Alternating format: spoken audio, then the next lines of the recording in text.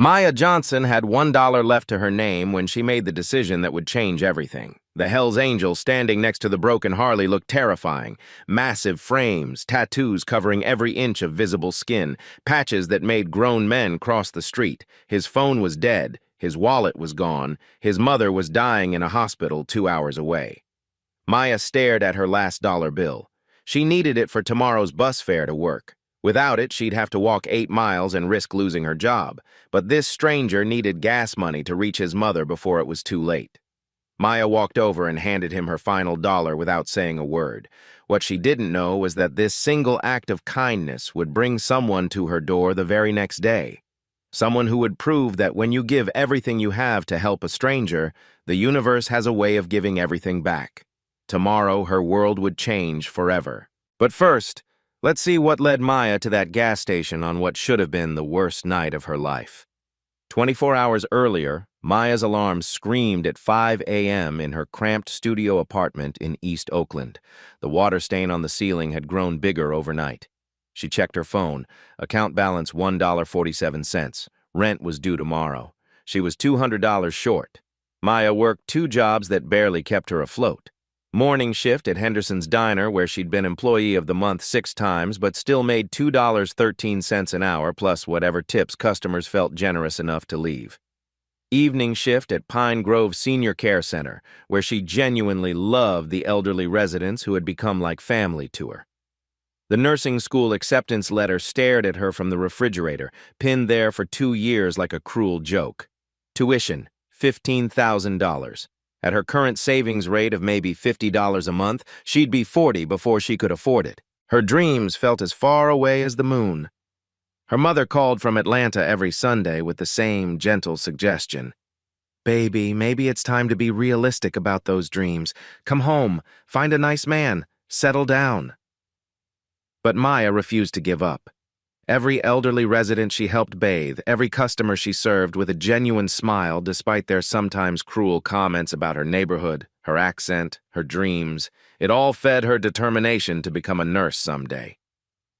At the diner that morning, she watched Mr. Rodriguez count pennies for his usual coffee. The elderly man's hands shook as he came up 15 cents short. Maya had seen this routine 3 times this week. Without hesitation, she pulled $1 from her tip jar and slid it across the counter. "Coffee's on me today, Mr. Rodriguez." His weathered face lit up with gratitude. "Mija, you're too kind. I'll pay you back." They both knew he wouldn't. They both knew she didn't expect him to. Her co-worker Jennifer shook her head as she watched the exchange. "Girl, you can't save everyone when you're drowning yourself. That $1 could have been your lunch money." Maya shrugged. "He needed it more than I needed lunch." But Jennifer was right. Maya's stomach had been growling for 2 hours. She'd eat the free crackers from the condiment station and call it breakfast. At Pine Grove that evening, Maya stayed late helping Mrs. Patterson write a letter to her estranged son in Portland. The 84-year-old woman had been trying to reconnect with her only child for months, but her arthritis made writing nearly impossible. "You don't have to stay, sweetheart," Mrs. Patterson whispered. "I know you don't get overtime for this." "Some things are more important than money," Maya replied, gently guiding the elderly woman's hand across the paper. The letter was simple but heartfelt. "I'm sorry we fought. I love you. Please come home before it's too late, Mrs." Patterson had tears in her eyes as Maya sealed the envelope. "You're like the daughter I never had." Maya's heart broke a little. Mrs. Patterson was like the grandmother she'd lost 5 years ago. The weight of everyone else's problems pressed down on Maya's shoulders as she finally left work at 9 p.m. The eviction notice taped to her apartment door that morning felt like a ticking bomb. Her car insurance had lapsed because she couldn't afford the renewal. Her phone service was hanging by a thread. Maya had been walking to work to save the $2 bus fare, using that money instead to buy a small coffee that she nursed for hours while studying nursing textbooks at the diner during slow periods. She was one crisis away from losing everything, one missed shift from homelessness, one emergency from complete financial collapse. But Maya kept giving anyway, to Mr. Rodriguez, to Mrs. Patterson, to anyone who needed her help more than she needed her last few dollars. Her friends called her naive. Her mother called her foolish. Her co-workers called her too kind for her own good. Maya called it being human. That evening, counting her tips from both jobs, Maya stared at her final dollar in quarters and dimes. One crumpled bill that represented the difference between eating tomorrow and going hungry. Between taking the bus to work and walking 8 miles in whatever weather awaited. She needed this dollar for tomorrow's bus fare. Without it, she'd have to walk to both jobs, risking being late, risking getting fired from the only income keeping her barely afloat. Maya folded the dollar carefully and put it in her pocket. She'd use it for gas instead. Just enough to get to the grocery store and back. Maybe pick up some discount bread and peanut butter to stretch through the week. As she walked to her beat-up Honda, Maya couldn't shake the feeling that something was about to change. She just had no idea how right she was. What Maya didn't know was that in less than an hour, she'd face the biggest decision of her life. A choice between her last dollar and a stranger's desperate need. A choice that would test everything she believed about kindness, sacrifice, and what it really means to help others when you can least afford to help yourself. That's when a phone call changed everything, and put Maya on a collision course with the most important decision of her life. Maya's phone buzzed as she reached her Honda in the Pine Grove parking lot. The caller ID showed Jennifer from the diner. "Maya, thank God you answered. It's Mrs. Patterson. She collapsed in her apartment. The paramedics just took her to the county general. She keeps asking for you." Maya's heart dropped. Mrs. Patterson lived alone in a tiny apartment 3 blocks from the care center. No family nearby, no emergency contacts except Maya. "What happened?" Maya asked, already fumbling for her car keys. "Her neighbor found her on the kitchen floor. Looks like she fell trying to reach something on a high shelf. She's conscious but scared. Maya, she won't let them treat her until she sees you. She thinks she's dying and wants to say goodbye." Maya's hands shook as she tried to start her car. The engine turned over weakly, coughed, then died. She tried again. Nothing. "I'll be right there," Maya promised, though she had no idea how. On the 4th try, the engine finally caught. Maya's gas gauge needle sat firmly on empty, a red warning light glowing ominously on her dashboard. She had maybe 10 miles left in the tank if she was lucky. County General Hospital was 12 miles away. Maya stared at her last dollar bill. She could put it in her tank, maybe buy half a gallon of gas. Enough to reach the hospital, but definitely not enough to get back home. And tomorrow she'd have no bus fare, no way to get to work. But Mrs. Patterson needed her. Maya drove toward County General, watching her gas gauge like a countdown timer. Every mile felt like borrowed time. The engine started sputtering as she pulled into the Shell station at the halfway point. She had no choice. That dollar was going into her tank. Maya parked at pump number 4, under the harsh fluorescent lights.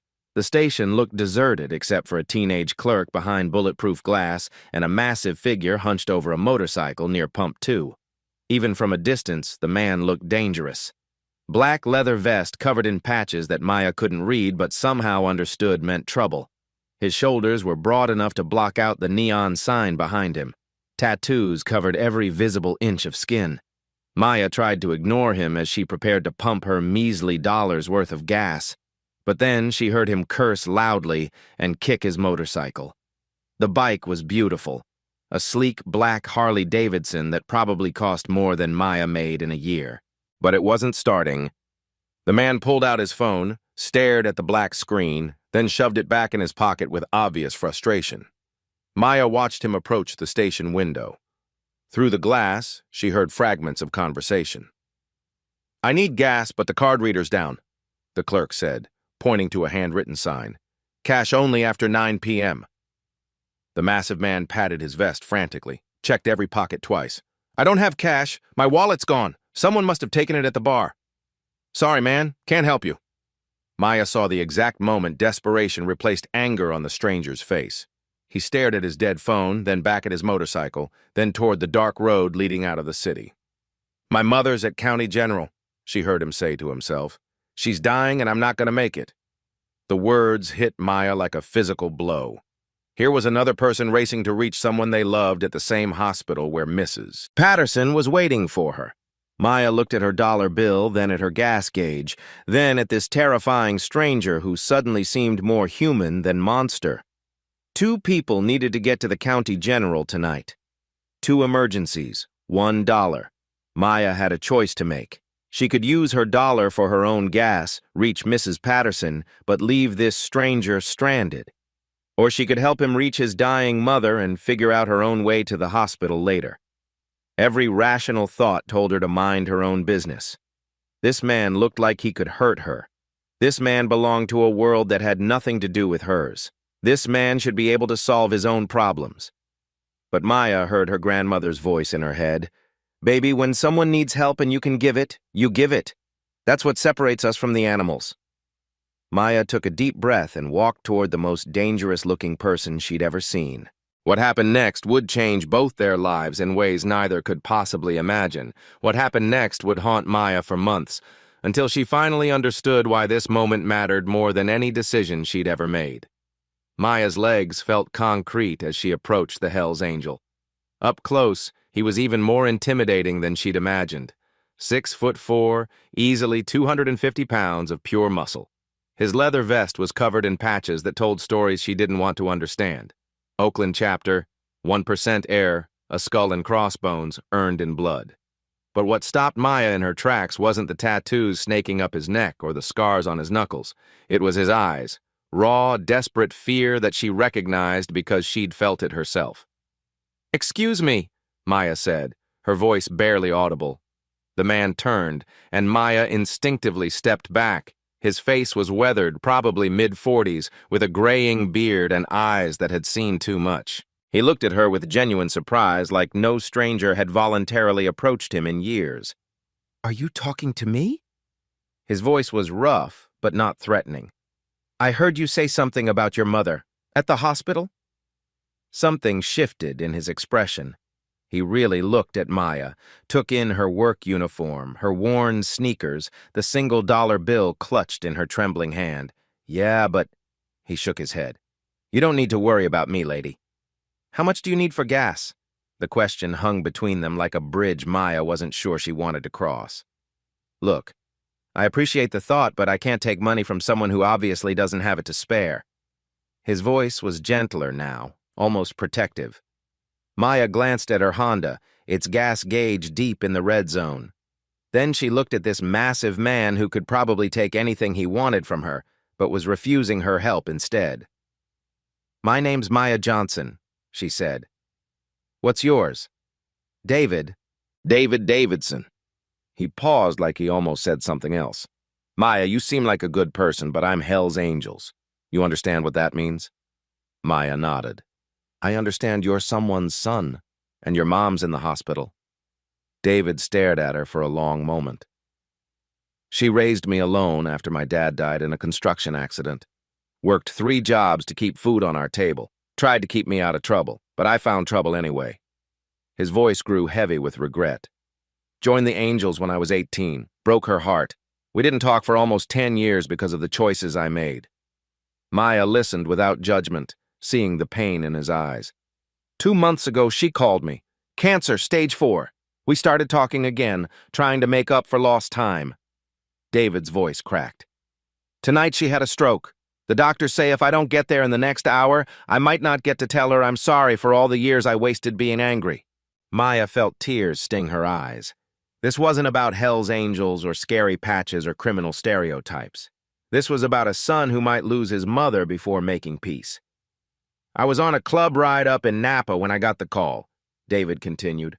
"Lost my wallet at our last stop. Probably pickpocketed while I wasn't paying attention. The phone died on the ride back. The nearest ATM is broken and everywhere else is closed." He gestured helplessly at his beautiful motorcycle. "I've got maybe 2 gallons left in the tank. Not enough to make it 50 miles to County General." Maya looked at her dollar bill. $1 would buy maybe half a gallon of gas. Not much, but maybe enough to get him closer, close enough to figure out the rest. "Take it," Maya said, extending the crumpled bill. David stared at the money like it was a lifeline. "Maya, that's your last dollar, isn't it?" She nodded. "What about you? How are you getting wherever you need to go? I'll figure something out." "No." David shook his head. "I can't take your last money. That's not right."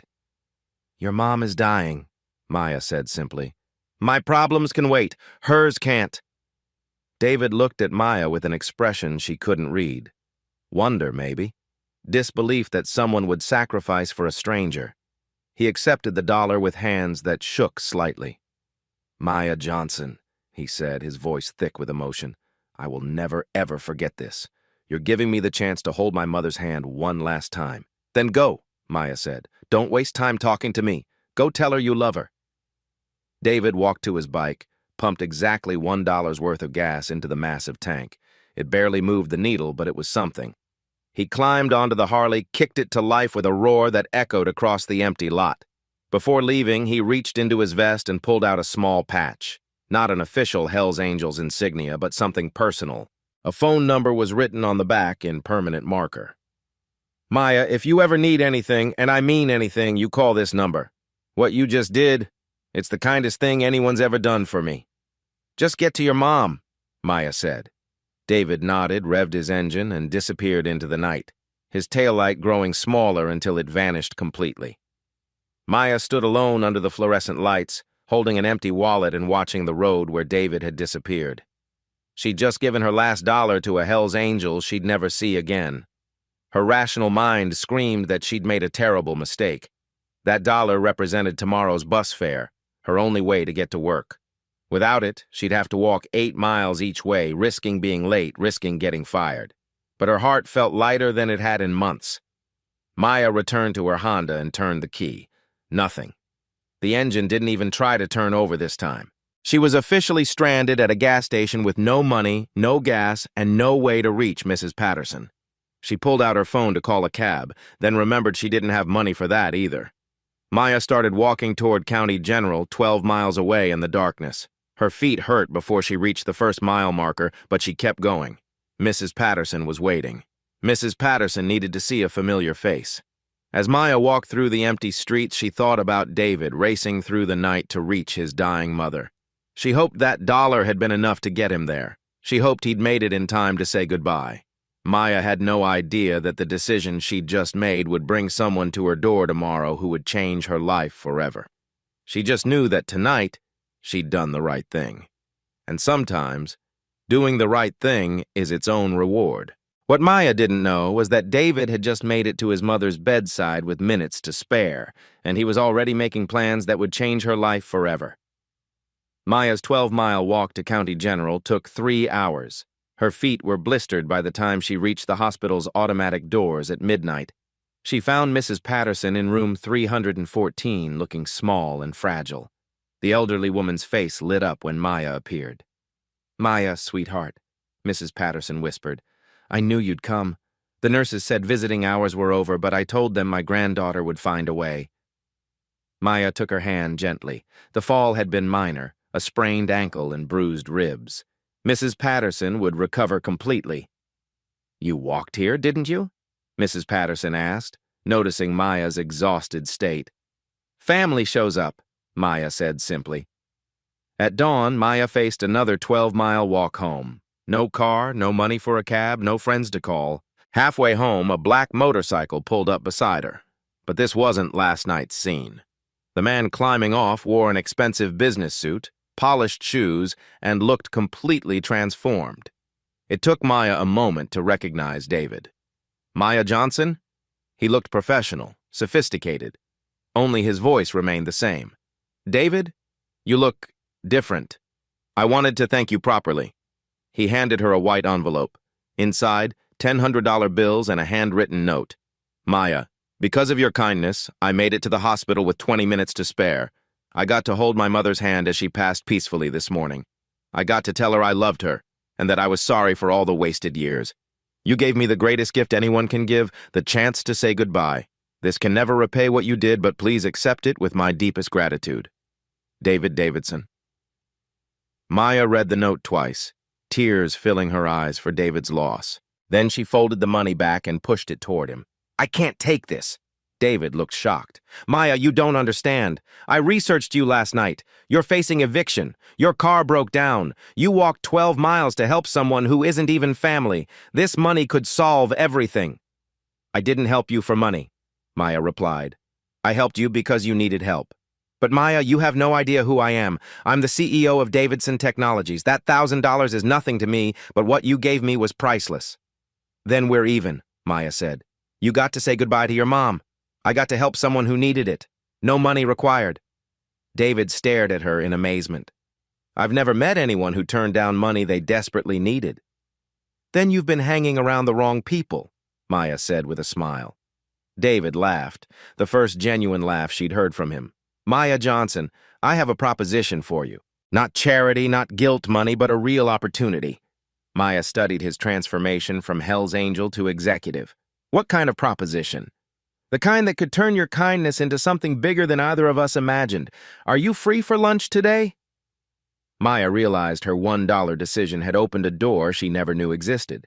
But David Davidson wasn't just any Hell's Angel, and his proposition would reveal a secret that could transform Maya's entire understanding of wealth, power, and brotherhood. That morning, Maya Googled David Davidson CEO on her cracked phone screen. What she found made her question everything she thought she knew about the man who'd asked her to lunch. David Davidson, 46, CEO and founder of Davidson Technologies.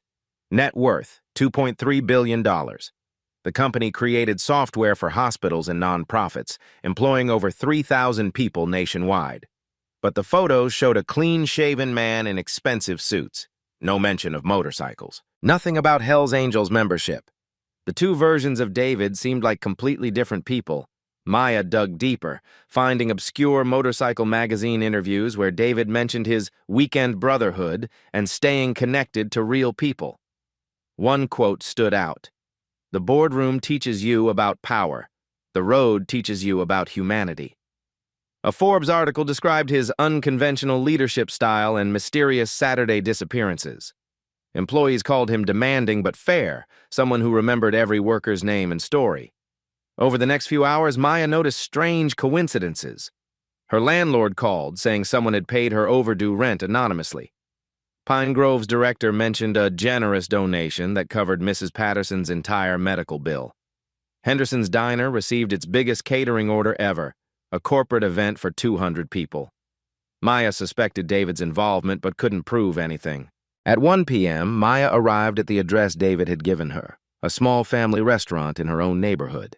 She expected to find him in CEO attire, but instead, David wore simple jeans and a plain t-shirt, looking surprisingly normal. I wanted to meet on your turf, he explained. Not some fancy downtown place where you'd feel uncomfortable. Maya studied his face, trying to reconcile the Hell's Angel from last night with the billionaire from this morning with the regular guy sitting across from her now. David, I have to ask, who are you really? David smiled. That's exactly what I want to talk to you about.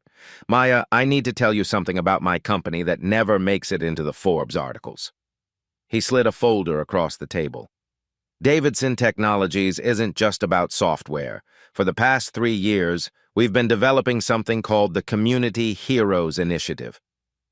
Maya opened the folder, seeing documents that made her pulse quicken. We identify people who consistently help others despite facing their own struggles. People like you. Then we offer them resources to amplify their impact in ways they never imagined possible. What kind of resources? David's expression grew serious. The kind that could change your life and give you the power to change thousands of others. But first, I need you to understand something about why I really ride with the Hell's Angels. Maya leaned forward, sensing that whatever David said next would explain everything. The truth about David Davidson's double life would shock Maya more than his wealth ever could, and reveal a secret that would change everything she thought she knew about helping others. Maya studied the documents in the folder. Everything looked legitimate. Scholarship programs, community health initiatives, business development grants. But something nagged at her. David, this is incredibly generous, but I have to ask, why does a tech billionaire care so much about finding good people in poor neighborhoods? David's expression shifted. The confident CEO facade cracked, revealing something vulnerable underneath. Because I used to be one of those people, Maya, and someone like you saved my life once. He leaned back in his chair, looking suddenly older. I wasn't born rich. I grew up 4 blocks from here in the Eastmont projects. My mother worked as a hospital janitor, pulling double shifts to keep food on our table after my dad died. Maya listened intently, seeing a completely different side of this complex man. By 16, I was running drugs for the local Hells Angels chapter. Not because I was tough, because I was hungry and angry, and they offered me brotherhood when I had nothing else. David's voice grew heavy with memory. When I was 18, I got arrested for aggravated assault, looking at serious prison time. My public defender was this young black woman, maybe 25 years old, working for legal aid. Maya felt something shift in the conversation's direction. She could have just processed my case like everyone else, but she didn't. Her name was Angela Williams. She stayed late, visited me in county lockup, helped me understand that I wasn't just throwing away my life. I was destroying my mother's last hope. David pulled out his phone, showing Maya a faded newspaper photo. A young black woman in a graduation cap and gown, smiling confidently. Angela convinced the judge to give me community service instead of prison. But here's the thing. She did it for free. She was making barely $30,000 a year, could have taken a corporate job for triple the salary, but she chose to fight for people like me. Maya stared at the photo, recognizing something familiar in Angela's determined expression. She saw past what I looked like, past my mistakes, past everyone else's assumptions about what a Hell's Angel could become. Just like you did last night. What happened to her? Maya asked, though she dreaded the answer. David's voice broke slightly. 3 years after she saved me, Angela was killed by a drunk driver, 28 years old. She was driving home from the legal aid office at midnight, working late on another case, another kid who needed someone to believe in them. He slid the newspaper clipping toward Maya. The headline read, "Legal aid attorney dies in traffic accident." By then, I'd already started my company, was making good money, but I never got to thank her properly, never got to show her what her faith in me had created. Maya felt tears building as the pieces clicked together. The Community Heroes Initiative isn't just about finding good people, Maya. It's about making sure that people like Angela, people like you, don't die unrecognized and unrewarded for the lives they change. David's voice grew emotional. Angela saved me when she had every reason not to. You helped me when you had every reason to be afraid. I can't bring Angela back, but I can make sure your story ends differently. Maya processed this revelation. So this isn't really about me at all. This is about honoring her memory. No, Maya, this is about honoring both of you. David leaned forward intensely. But there's something else you need to understand about why I never left the Hells Angels. He pulled out another photo, this one showing a group of tattooed bikers in business suits, standing in front of a construction site. I didn't abandon my brothers when I got successful. I brought them with me. 17 members of my Oakland chapter now work for Davidson Technologies. We use the same values that drew us together, loyalty, brotherhood, protecting each other, but we've redirected them toward building instead of destroying. Maya stared at the photo in amazement. Every Saturday, we still ride together, but now we ride to build wheelchair ramps for disabled veterans. We organize toy drives for kids in foster care. We provide security for women's shelters. We mentor at-risk teenagers who remind us of who we used to be. David's voice filled with pride. The same brotherhood that taught me violence also taught me loyalty. Angela Williams showed me how to redirect that loyalty towards something bigger than myself. Maya felt her worldview expanding. You're using your wealth and your club connections to lift up people like Angela helped you. Like we both came from, David corrected. The difference is I got lucky breaks. You create your own breaks by choosing kindness over self-preservation.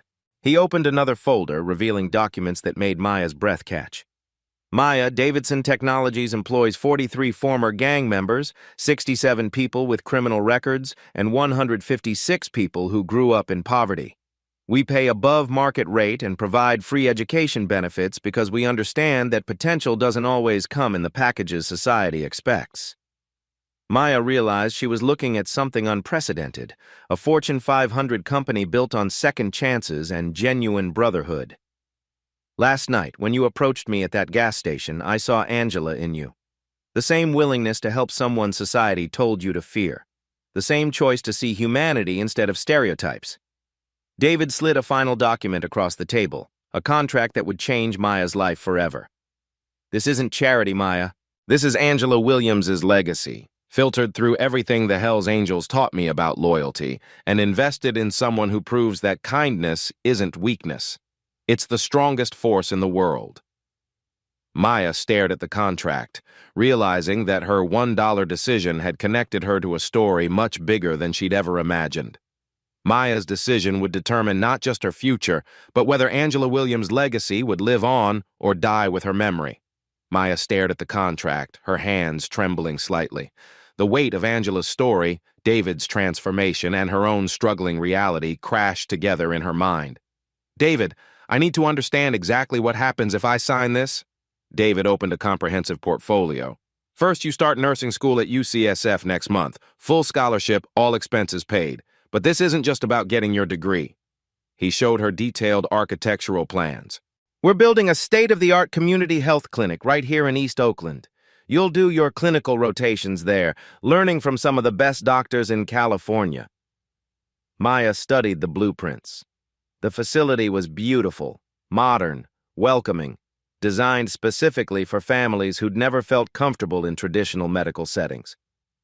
After graduation, you become the clinic's community health director. Not just a nurse taking orders, but the person who designs how we serve this neighborhood. You'll have a team of nurses, social workers, and outreach specialists working under your direction. David's enthusiasm was infectious. "But Maya, that's just the beginning. We want you to help us replicate this model nationwide. You'd travel to underserved communities across the country, training other women like you to become health leaders in their own neighborhoods." He showed her a map dotted with planned locations. Detroit, Newark, Phoenix, New Orleans, Birmingham, all places where someone with your heart and training could transform thousands of lives. Maya's head spun. "You're talking about a career I never dreamed was possible. Your starting salary as community health director would be $85,000 annually, plus full benefits and continuing education budget. But here's what makes this different from a regular job. You get equity in the initiative." "Equity? If our community health model succeeds, if it gets adopted by other healthcare systems or receives government funding, you share in that success. This could make you financially independent for life, Maya. Not just comfortable, truly wealthy." David revealed another document. "We're also establishing the Angela Williams Foundation for Legal Justice, reforming public defense systems. As a founding board member, you'd help select which young public defenders receive support similar to what you're getting." Maya's eyes filled with tears. "You're creating an entire network of people lifting each other up. That's exactly what Angela would have wanted. She believed broken systems could be fixed by people who understood brokenness from the inside." David showed her a video message on his tablet. A distinguished black woman in her 60s spoke directly to the camera. "Maya, David has told me about your compassion and potential. I'm Dr. Patricia Hayes, former Surgeon General of California. I grew up in poverty in Los Angeles and would be honored to mentor you through this journey." Maya was overwhelmed. "You're offering me personal mentorship from one of the most respected healthcare leaders in the country?" "Starting today, we're also providing immediate life stabilization," David continued. "Safe apartment near campus, reliable transportation, healthcare coverage, and a living stipend so you never have to choose between studying and surviving again." He handed her a credit card. $5,000 monthly for living expenses? We want you focused on learning and growing, not counting pennies." David opened a detailed timeline. Year 1, complete nursing prerequisites while working part-time with our construction team, learning project management. Years 2 through 4, nursing school with summers spent in community health internships nationwide. Year 5, launch the Oakland Clinic as its director. Years 6 through 10, expand to 10 additional cities, train 100 community health leaders. Maya stared at the timeline. "By my 35th birthday, I could be overseeing healthcare for hundreds of thousands of people?" "But I need to be honest." David's tone grew serious. "This isn't easy. You'll be scrutinized as the face of this initiative. People will say you don't deserve these opportunities, that it's charity or tokenism. You'll carry the weight of proving that investing in people like us actually works." Maya nodded, understanding the pressure. "There's one more thing," David said. "Remember how I mentioned Hells Angels members working for my company? 12 of them are former Oakland chapter brothers who now mentor at-risk kids.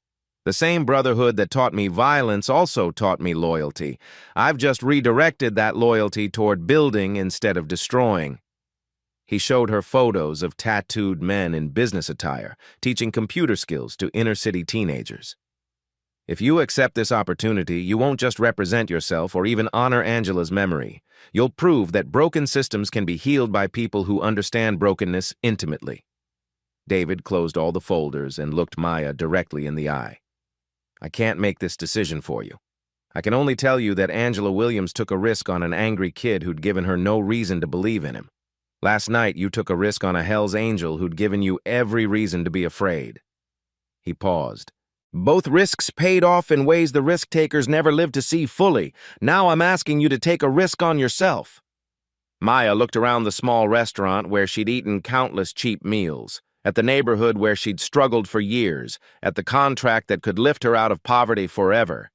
But more importantly, she saw the possibility of becoming someone who could lift others, someone who could turn her experience with struggle into expertise in solving it. David, if I sign this, I'm not just accepting help. I'm accepting responsibility to help others the way Angela helped you, the way you're helping me. David nodded solemnly. That's exactly right. The question is, are you ready for that responsibility? Maya picked up the pen, knowing her signature would change not just her life, but potentially thousands of others. She thought about Angela Williams, who died before seeing the full impact of her compassion, and realized she was being offered the chance to complete a story that began with faith and could end with transformation. What happened next proved that $1 and one signature could transform an entire community and create ripples that would spread far beyond anything Maya had ever imagined. 6 months later, Maya's personal transformation. Maya walked across the UCSF campus in crisp nursing student scrubs, carrying both medical textbooks and community health planning documents. Her old Honda had been replaced by a reliable Toyota Prius, practical for her new role visiting construction sites and community meetings. She lived in a bright one-bedroom apartment in Oakland's Temescal district, close enough to school but still rooted in her community. The walls displayed her nursing achievements alongside photos tracking the clinic's progress and a framed portrait of Angela Williams that David had given her. The ripple effect begins. Mrs. Patterson became the first recipient of the clinic's pre-opening services. Maya arranged visiting nurses, meal delivery, and social connections. Now, Mrs. Patterson led a pen pal program matching isolated seniors with nursing students, creating friendships that enriched both groups. Mr. Rodriguez received a small business loan to transform his coffee habit into a mobile cafe employing 3 formerly homeless individuals. He parked outside the construction site daily, providing updates to curious neighbors while serving workers and community members. Jennifer, Maya's former diner co-worker, enrolled in the medical assistant program Davidson Technologies sponsored. She'd already been hired as part of the clinic's opening staff, specializing in bilingual patient care for Spanish-speaking families. The clinic rises. The East Oakland Community Health Center transformed a vacant lot into something beautiful. Maya visited weekly wearing a hard hat labeled Community Health Director, working with architects to ensure every detail reflected neighborhood needs. On-site childcare, full-service pharmacy, mental health counseling, and a teaching kitchen for nutrition education. Local news covered the progress, from last dollar to healthcare leader Maya Johnson's inspiring journey. But Maya consistently redirected interviews toward the clinic's mission rather than her personal story. National recognition, Dr. Patricia Hayes introduced Maya at healthcare conferences as the future of community-based medicine. Maya presented their model to packed auditoriums, explaining how hiring local residents and addressing social barriers improved health outcomes dramatically. The approach attracted federal attention. The Department of Health and Human Services awarded a $3.2 million grant to replicate the Oakland model in 6 additional cities. Maya was named National Program Director at age 27. The Hells Angels Connection. David's Oakland chapter officially adopted the clinic as their primary community service project. Every Saturday, tattooed bikers volunteered, installing playground equipment, organizing supply drives, providing security for evening events, and mentoring teenagers who reminded them of their younger selves. Initially, residents feared the bikers, but they quickly discovered these were gentle giants who helped elderly people carry groceries, taught motorcycle safety to curious kids, and became unexpected community guardians. The partnership became a model studied by law enforcement and community organizations nationwide. Educational innovation. Maya developed a community health leadership curriculum for 3 local high schools. Students learned to identify neighborhood health disparities and design practical solutions, with the most promising projects receiving implementation funding. The program's first year produced remarkable results. A community garden supplying fresh produce to food-insecure families, a senior fitness program that reduced local diabetes rates by 18%, and a peer mental health network credited with preventing multiple teenage crises. The Angela Williams Foundation Impact. The Legal Justice Foundation honoring Angela's memory now funded 30 young public defenders annually. Maya served on the selection committee, choosing recipients based on their commitment to indigent clients rather than career advancement potential. One recipient, Maria Gonzalez, a young attorney in Phoenix, credited the foundation with enabling her to continue defending undocumented immigrants instead of switching to corporate law for financial survival. Corporate transformation. David's success story inspired other business leaders to examine their hiring assumptions. Davidson Technologies' second chance employment practices were studied by Harvard Business School as a replicable model. 4 other Fortune 500 companies adopted similar programs, collectively hiring over 1,200 people with criminal backgrounds or poverty histories. The recidivism rate among their employees dropped to virtually 0. International recognition. The World Health Organization invited Maya to Geneva, where she addressed delegates from 60 countries about community-led healthcare innovation. Her core message resonated globally. Effective health systems must be designed by the people they serve. 2 African nations requested technical assistance implementing similar models in urban areas. Maya spent 3 months training local leaders, discovering that compassion and determination transcend cultural boundaries. Full circle moment. 2 years after that pivotal night, Maya returned to the same Shell station, now renovated with electric vehicle charging stations and a community resource board. She pumped gas into her Prius, marveling at the transformation. A young mother at the next pump counted the change worriedly. Maya approached her with genuine warmth. Need help with gas money? Instead of her last dollar, Maya handed the woman a clinic resource card. Free comprehensive health care starting next month. We're here for much more than gas.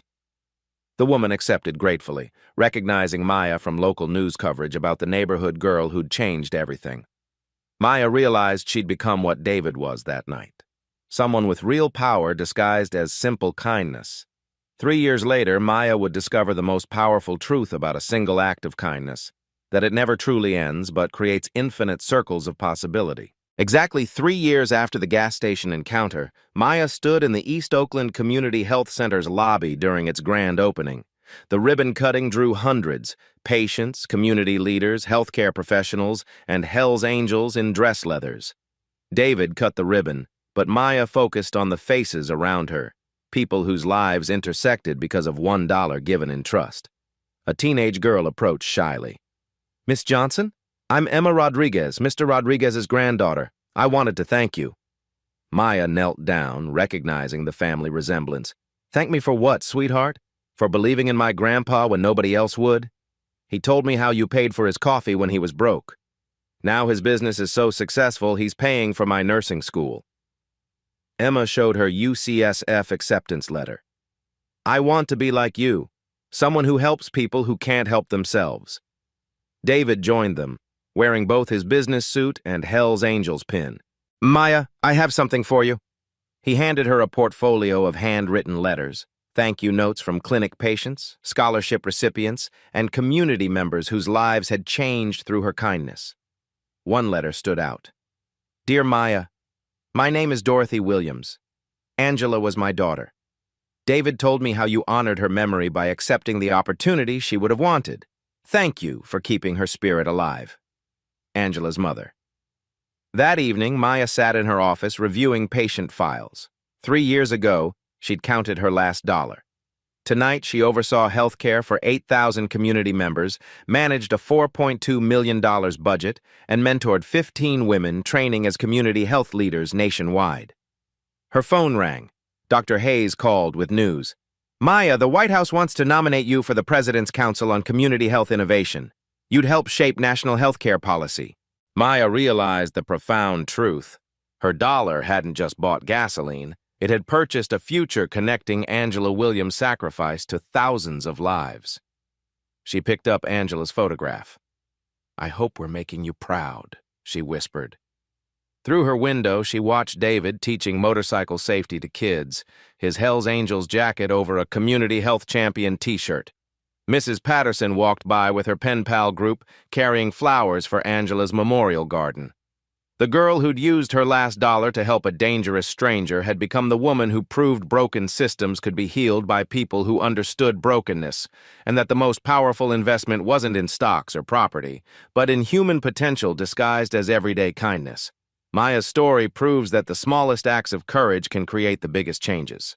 When we choose compassion over fear, when we see humanity instead of stereotypes, when we trust strangers who society tells us to fear, we don't just help one person, we start revolutions. Think about the angels in disguise around you, the person whose appearance makes you uncomfortable but whose need is real, the stranger whose story you don't know but whose pain you recognize.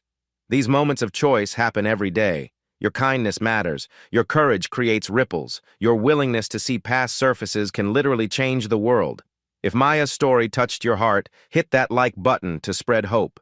Subscribe to see more stories proving ordinary people do extraordinary things when they choose love over fear.